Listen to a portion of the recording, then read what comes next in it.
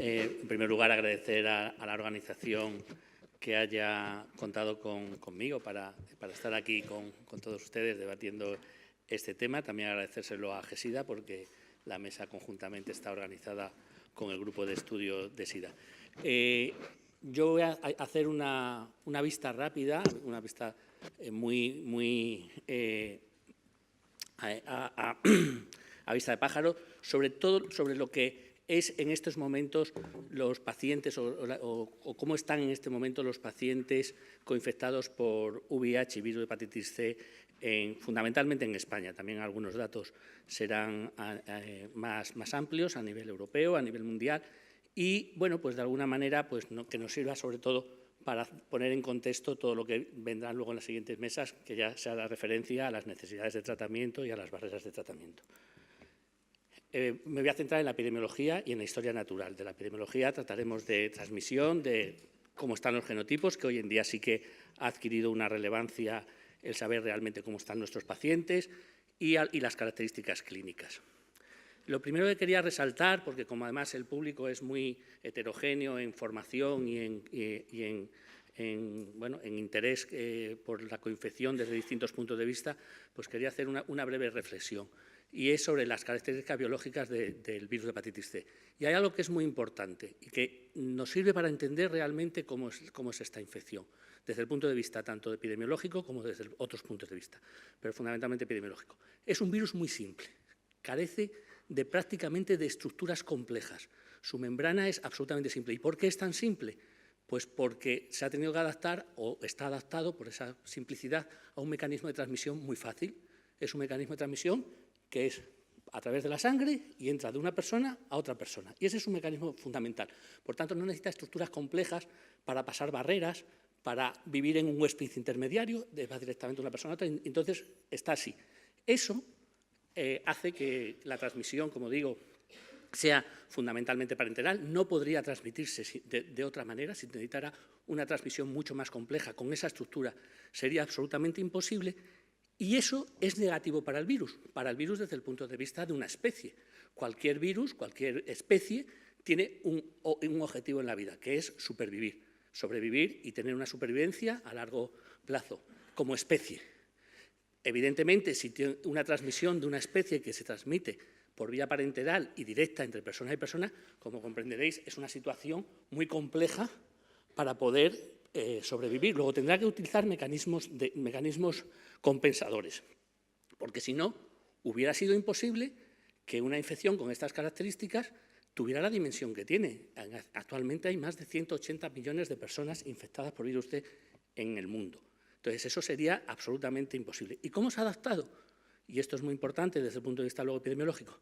Pues la adaptación se basa fundamentalmente en primer lugar, afecta a un órgano que es el órgano más grande de la economía. En segundo lugar, lo afecta de una manera en la cual produce una patogenicidad muy baja. Eso le permite tener una altísima tasa de replicación, es decir, hay muchísimos virus que se están produciendo todos los días y eso le permite tener una alta cantidad de virus en aquel medio de transmisión fundamental que es la sangre, sin que mate a la persona. Imaginaros el ébola. Si esto fuera el ébola, el virus hubiera desaparecido del mundo. Es decir, si matara a las personas que afecta al huésped de una manera rápida, fuera muy patógeno para él, hubiera desaparecido, porque con ese mecanismo de transmisión imposible. El ébola se puede transmitir y tiene esa expansión importante, teniendo una alta tasa de mortalidad, porque su mecanismo de transmisión es muy sencillo, es muy fácil, mientras que que es un mecanismo de transmisión muy complejo, muy complicado para el virus, sin embargo, adquiere todo esto. Y es aprovechar su oportunidad. Y para aprovechar su oportunidad, la pequeña gotita de sangre que en un momento determinado entra en contacto con otra persona a través de una manipulación o a través de lo que sea, es suficiente para garantizar la infección. Tiene que aprovechar esa oportunidad. Y otra de las cosas que hace el virus es tener, que eso tendrá mucho que ver luego con todos los temas en el futuro de tratamientos, ser muy plástico. Es decir, el virus tiene que aprovechar su oportunidad y la barrera inmunológica que le va a poner el organismo, el huésped al que está infectando, la tiene que superar rápidamente. Y la mejor manera de superarla es, como soy muy simple, puedo tener mutaciones que no me van a tener ningún tipo de gasto, de limitación para el virus. Entonces, es un virus que muta con mucha facilidad y eso le permite superar las pequeñas barreras. Y así es como se ha producido la gran epidemia por hepatitis C que tenemos en el mundo. Si a eso lo sumamos que tenemos otro virus en paralelo, que es el VIH, que utiliza fundamentalmente, o que ha utilizado en gran parte también mecanismos de transmisión similar, aunque no es lo mismo, porque ese sí que es un virus que está diseñado para una transmisión fundamentalmente sexual y no parenteral, pero han coincidido en un momento determinado esas dos epidemias que comparten mecanismos de transmisión, entendemos perfectamente por qué tenemos esa epidemia que tenemos, que es la coinfección por VIH y hepatitis C, con tasas que se han estimado de alrededor de un 30% en el mundo de personas infectadas por el VIH que a su vez están infectadas por virus C, y esto lo explica perfectamente. En Europa los datos que tenemos hablan de un 25%, ya digo que las tasas pueden variar. Aquí, por ejemplo, lo podéis ver, y como si vas hacia el norte y hacia el oeste en Europa, las tasas de coinfección de virus de hepatitis C en pacientes VIH son más bajas, menos del 20%, y si bajamos hacia el sur y hacia el oeste, nos vamos moviendo, las tasas de coinfección son más elevadas. Tiene que ver, como todos sabéis, porque los mecanismos de transmisión del VIH aquí comparten mucho más los mecanismos de transmisión del virus C y en estas zonas comparten menos los mecanismos de transmisión. A su vez, también es muy importante que todos conozcamos y que en cada sitio donde estemos trabajando sepamos nuestra realidad en cuanto al tipo de genotipo, porque esto claramente, no tanto desde el punto de vista de la historia natural, aunque también hay datos que la historia natural, que el genotipo 3 puede tener un curso más acelerado, pero sí también desde un punto de vista terapéutico puede tener importancia. Y también es cierto que, aunque no con unas variaciones muy importantes, pero sí, como podéis ver, como el genotipo 4 coincide con estas áreas de mayor prevalencia, mientras que los genotipos 1, sobre todo cuando estamos hablando, aquí estamos hablando de coinfección, pero en monoinfección, pues coinciden más con esta área.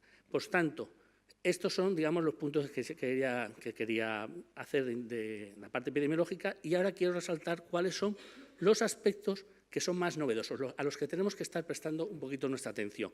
Está disminuyendo la incidencia, es decir, esto que hemos visto es muy alto, efectivamente está disminuyendo la incidencia de infección por virus C entre los nuevos diagnósticos de VIH, ahora lo veremos.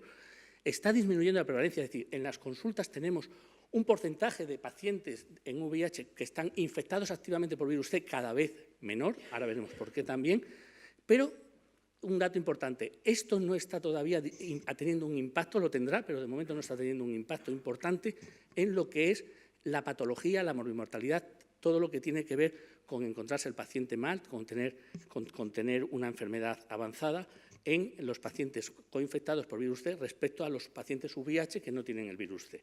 Y aparte de eso, también algunos cambios de transmisión. Esta es la estimación de los pacientes que probablemente tengamos en este momento en España coinfectados por virus C y VIH, alrededor de unos 40.000. Podemos estimar que en este momento, entre todas las cortes de pacientes VIH, tendremos entre todos unos 40.000 pacientes, que es la diana que en este momento tenemos para tratar y para curar. Esto estoy hablando del paciente coinfectado.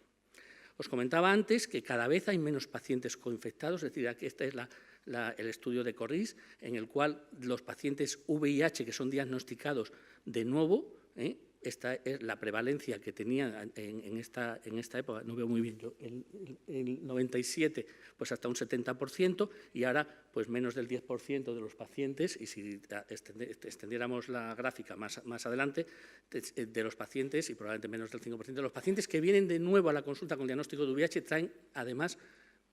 vienen también además infectados por hepatitis C.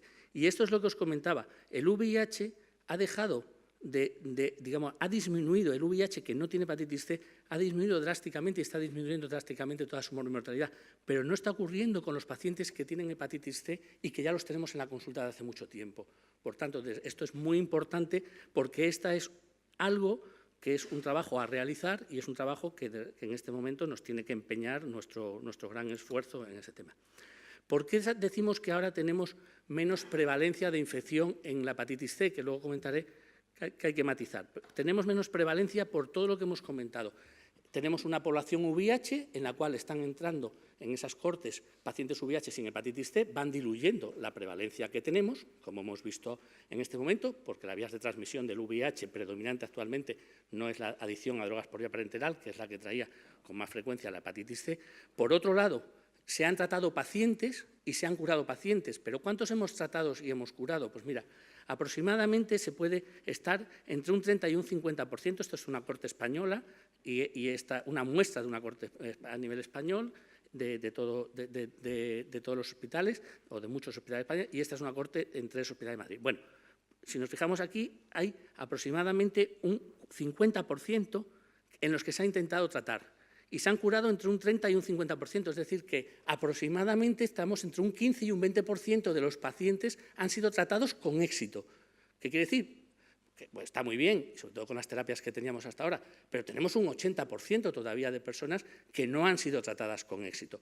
Esto ha hecho que con la otra dilución que decíamos, pues efectivamente, si antes teníamos 1 de cada 2 pacientes de nuestra consulta tenía una infección activa por virus T, ahora es 1 de cada 3, pero tenemos más pacientes, porque los VIH tampoco no están falleciendo. Luego, por otro lado, también se ha diluido por ese efecto de la mortalidad del paciente coinfectado mayor que el paciente modificado. Pero bueno, seguimos teniendo 1 de cada 3, pero si lo ponemos en valor absoluto, seguimos teniendo esos 40.000 pacientes.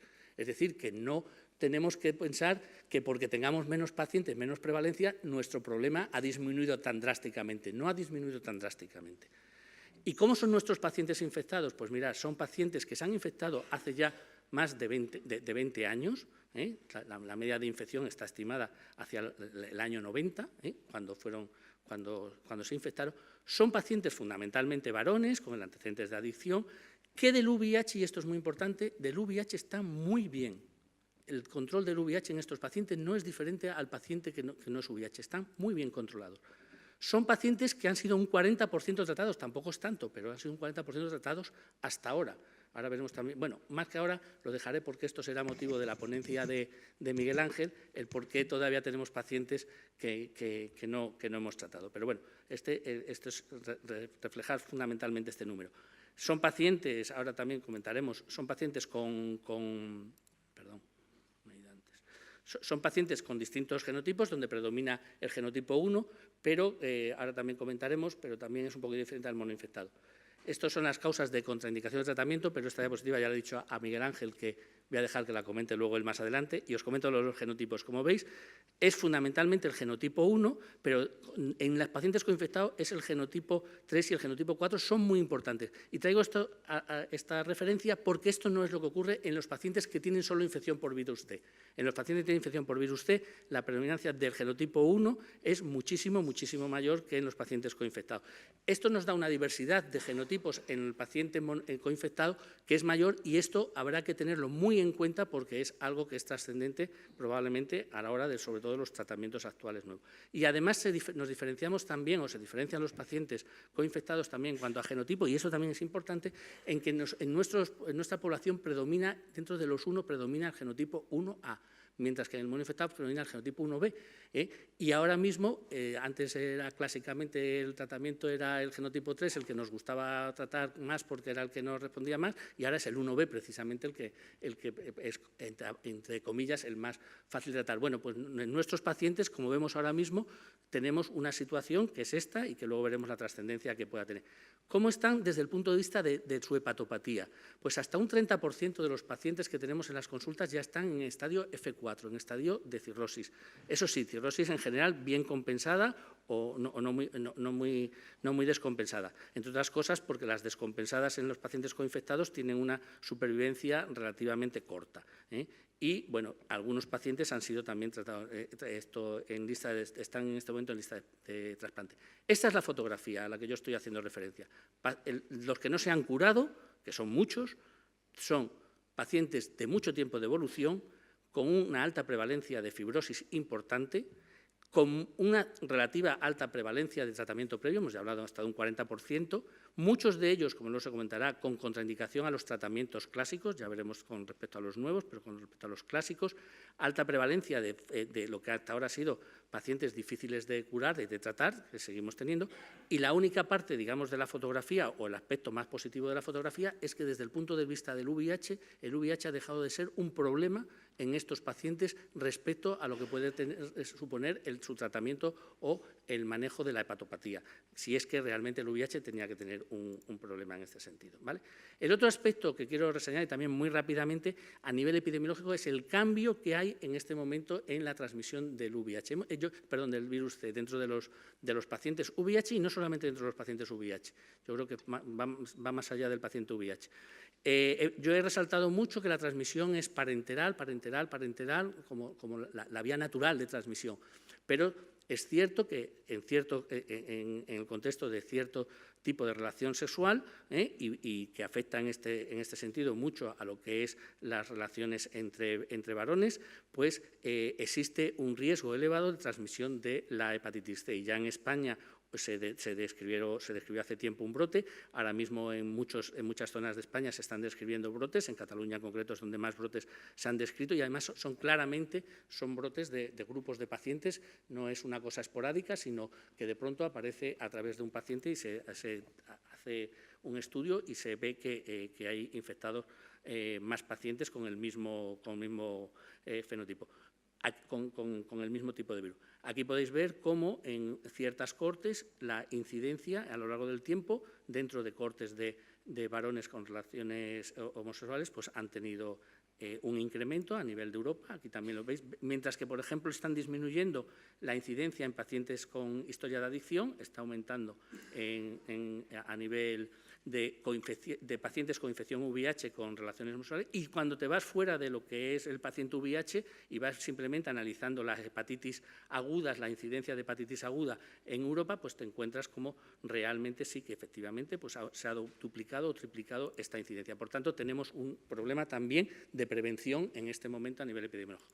¿Y qué pasa con la historia natural de la infección? Bueno, pues lo importante, y yo creo que conocemos con el mensaje, es que estamos ante dos infecciones en un mismo paciente y eso no significa tener una infección y tener otra infección, no significa tener dos problemas.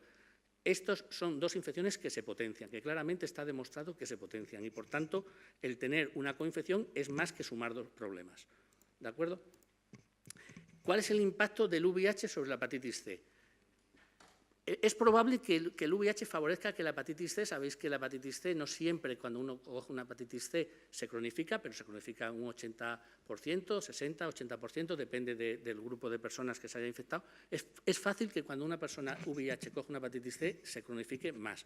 También es posible que sea un efecto de más exposición, pero bueno, lo que sí es cierto es que parece que se puede cronificar. Pero lo que también es cierto es que es más frecuente que un paciente coinfectado por virus C, su hepatopatía avance de una manera más rápida. Y aparte de que avance más rápida, si está avanzado a un estadio de cirrosis, se descompense con más facilidad y, por tanto, también dé lugar a un evento final, como puede ser la muerte por descompensación hepática, con mucha mayor facilidad. Eso hay muchísimos estudios, no voy a entrar en los detalles. VIH y alcohol, que son dos cosas que en un momento determinado pueden también ir juntas en un mismo paciente, pues son dos verdaderos aceleradores de lo que es la hepatopatía en un paciente, la hepatopatía por virus C en un paciente, sea uno o sea otro o sean los dos juntos. La evolución a fibrosis, aquí la tenéis, en un estudio muy clásico, tiene una pendiente más acelerada en los pacientes VIH, que serían la roja, que en los pacientes que no son VIH. Aquí también podéis ver, y simplemente reflejo el número, 2 veces de mayor riesgo de desarrollar una cirrosis un coinfectado y 6 veces mayor riesgo de descompensarse un paciente que ya tiene cirrosis con respecto a un paciente que no tiene la infección por el VIH. Por tanto, el VIH de alguna manera está implicado. Esto también sabemos que tiene su base realmente científica. El VIH es capaz de infectar ciertas células del hígado que son las células que promueven la fibrosis hepática y, por tanto, a través de esa infección también puede. Y, además, también tenemos, digamos, la prueba de algodón, ¿Qué ocurre si yo a un paciente, entre comillas, le quito el VIH, infectado le quito el VIH entre medias? Entre comillas, lo que quita el VIH es, le trato el VIH y el paciente no replica el VIH, no hay VIH replicando. Pues aquí lo podéis ver. El paciente disminuye su riesgo de progresión, disminuye la rapidez de progresión e incluso disminuye la mortalidad de ese paciente, no solo la general, que podríamos decir, bueno, es que has tratado el VIH, no, también la del hígado. También se muere menos del hígado el paciente VIH con infección por virus C, que no he tratado el virus C, pero sí he tratado el VIH. ¿De acuerdo? Por tanto, tenemos un mensaje claro. Todo paciente coinfectado le tenemos que tratar el VIH. ¿De acuerdo? Vale, ese es el tema. ¿Y qué pasa de la C con respecto al VIH? Realmente provoca la C. Esto ha sido muy debatido. La verdad es que hemos tenido verdaderos debates, ha habido estudios para todo. Es decir, no, es que simplemente es que el paciente con hepatitis C es un paciente que tiene un perfil distinto y entonces no es que vaya al VIH peor, simplemente que es un paciente con un perfil distinto y le toca ir peor por otros motivos. Pues adherencia, tratamiento, podemos hacer. Son distintos, ni mejor ni peor, son simplemente distintos y por tanto no son comparables. Y ha habido mucho debate al respecto con esto. Y entonces, pero todos los estudios apuntaban a que iban peor, a que los pacientes desde el punto de vista del VIH iban peor si tenían la infección por el virus C. Y ha habido, pues ya digo, muchísimos parámetros que se han medido para ver esto desde un punto de vista tanto de hepatopatía como de cosas que no tenían que ver con el hígado y que podían ser otras enfermedades que tuvieran que ver con inflamación crónica, etcétera. Y se ha dicho, sí, los pacientes con hepatitis C tienen un plus añadido de riesgo de ir peor. Y otra vez, la prueba del algodón, ¿qué pasa cuando le quitamos la hepatitis C a un paciente con VIH y virus C? Cuando tratamos esos 40%, esos 20% que yo decía que se han curado. ¿Qué les pasa a eso respecto al VIH? Respecto al hígado ya lo sabemos, esperamos que lógicamente vaya a ir mejor. ¿Qué le pasa respecto al VIH? Pues respecto a todo lo que no tiene que ver con el hígado, claramente los pacientes que le has curado la hepatitis C y siguen siendo VIH en tratamiento, tienen menos progresión de otras cosas que tengan que ver con el hígado. Y en concreto, tienen menos progresión en cuanto al desarrollo de complicaciones del VIH. Por tanto, algo estaba haciendo ese virus, el virus de la hepatitis C, algo estaba haciendo que estaba perjudicando a la evolución del VIH. Por tanto, desde el punto de vista de historia natural, había una potenciación clara en cuanto a la patogenicidad que tiene que producir cada uno. Por eso comentamos, bueno, esto simplemente lo traigo, toda la interacción entre el VIH y el virus C va a estar su interacción a nivel del hepático, pero va a estar también a nivel metabólico, neurológico, todas las partes de la economía de sistemas de un organismo que podáis en un momento pensar, van a estar artefactadas o van a estar potenciadas por el hecho de que un paciente tenga una o tenga las dos infecciones. Es decir, 1 más 1 no es 2, 1 más 1 es bastante más que 2 en estos pacientes.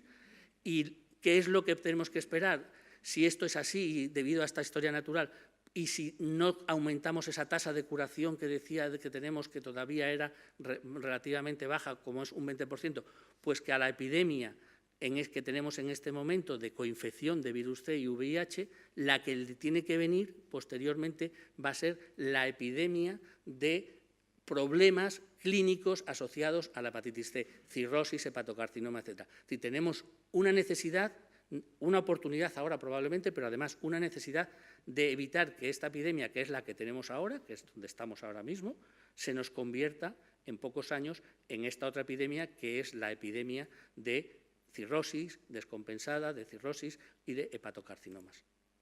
En conclusión, el virus C es la principal comorbilidad de los pacientes infectados en nuestro medio en este momento. Hay una gran interacción sinérgica a nivel de historia natural. Todo esto es modificable y esto es, yo creo, el mensaje fundamental y ahora nos lo demostrarán. Y, desde luego, seguro que se les da en el debate, pero el precio de los fármacos son altos en este momento, con los que podemos modificar esto, pero a medio o largo plazo este beneficio va a redundar claramente e incluso no solo desde un punto de vista de salud, sino también desde un punto de vista de economía y yo creo que ese es algo que nos tiene que quedar muy claro.